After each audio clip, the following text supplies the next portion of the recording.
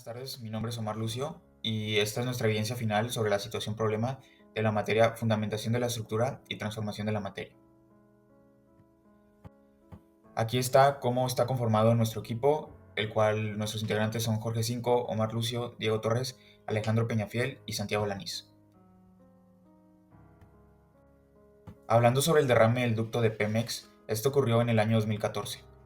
En la ciudad de Cadereyta, Nuevo León. Este derrame llegó al río San Juan, afectando gravemente al ecosistema, la agricultura local, incluso a los habitantes que dependían de este. A pesar de los compromisos de limpieza por parte de la empresa, las consecuencias continuaron y los pobladores exigieron una indemnización por los diferentes daños. Y en las imágenes se puede apreciar claramente la magnitud del desastre.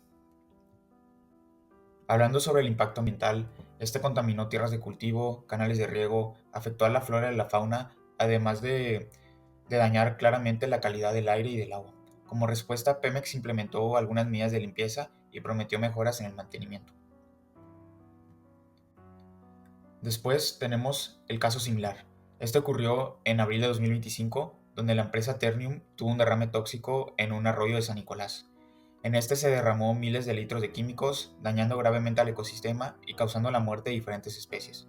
Aunque la empresa afirmó que este no era tóxico, se iniciaron investigaciones porque podría tratarse de un delito ambiental. En la comparación de los derrames de Pemex y de Ternium, vemos que ambos generaron una fuerte contaminación hacia el agua. En consecuencia, tuvieron un gran impacto en la salud, la flora y la fauna. Las dos empresas intentaron minimizar los problemas, pero hubo diferencias entre las sustancias que derramaron. Primeramente, Pemex liberó hidrocarburos y aceite, muy alto, mientras que Ternium vertió 400.000 litros de cloruros y de ácido clórico, que son mucho más dañinos hacia el ecosistema. De estos casos podemos aprender dos cosas. Primeramente, en países de desarrollo no se tienen las sanciones suficientes para las empresas que causan estos problemas. Y segundamente, es que la estructura de los ríos y su composición química se intensifica debido a los efectos de la contaminación, volviéndose aún más tóxicos que los derrames. Esto nos recuerda la importancia de una regulación más estricta y de dar un seguimiento real para evitar que estos daños se repitan.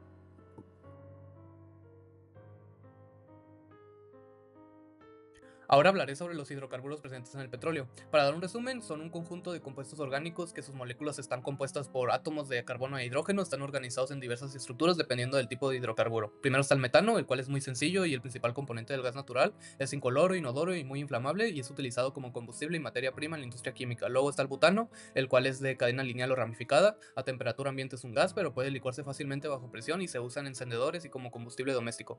Bueno, ahora les voy a hablar acerca de los dos hidrocarburos que también están presentes en el petróleo, el cual son el hexano y el benceno. El hexano, su principal característica es que se emplea como disolvente en la extracción de aceites vegetales y en la industria química, y es volátil y muy inflamable. Después tenemos el benceno, que su característica es que es usado como materia prima en la fabricación de plásticos, colorantes y detergentes, pero su lado malo es que es tóxico para la salud, y aparte es líquido y volátil. Ahora voy a hablar de sus estructuras moleculares, las cuales se ven en la presentación. Empezamos con la del metano, que viene siendo un carbono con 4 hidrógenos, la del butano, que es 4 carbonos con 10 hidrógenos, la del hexano con 6 carbonos y 14 hidrógenos, y la del benceno con 6 carbonos y 6 hidrógenos. Y también pusimos la estructura molecular del agua. Ahora voy a hablar de la tabla de compuestos. Como se puede ver, los hidrocarburos, los cuatro, son moléculas no polares. Tienen densidades, la más baja la del metano, la más alta la del benceno. Su solubilidad con el agua, tanto la del metano como el benceno es muy baja, pero son solubles, y el butano y el hexano son insolubles al agua. Luego vamos a hablar de los métodos de separación. Tenemos la decantación, que es un método en el cual se usa la gravedad para separar mezclas heterogéneas. Así los componentes al dejar de reposar se retiran con cuidado y se pueden separar de la mezcla. Luego la destilación, que es un proceso que se utiliza en diferentes puntos de ebullición para separar las mezclas homogéneas, a diferencia de la decantación. Luego la separación con membranas, que se usan membranas semipermeables para filtrar las sustancias en base a su tamaño y forma. La flotación con aire disuelto, que separan las partículas sólidas de líquidas mediante la edición de burbujas de aire muy finas, como se muestra en la imagen. Y por último la absorción, que es un compuesto especial, el cual se utiliza este compuesto y se adhieren al compuesto y se puede separar de la mezcla, como se muestra aquí en la imagen.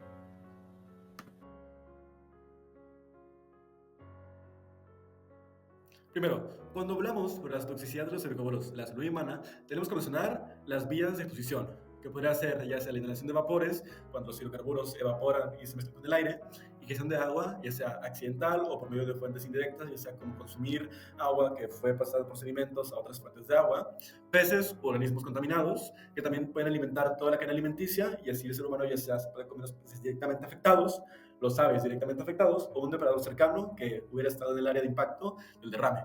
Además del, obviamente, el contacto térmico con el agua o sedimentos que estén contaminados, ya que el petróleo le encanta aferrarse, bueno, el petróleo y hidrocarburos tienen la tendencia de aferrarse demasiado a ciertas cosas, ¿no?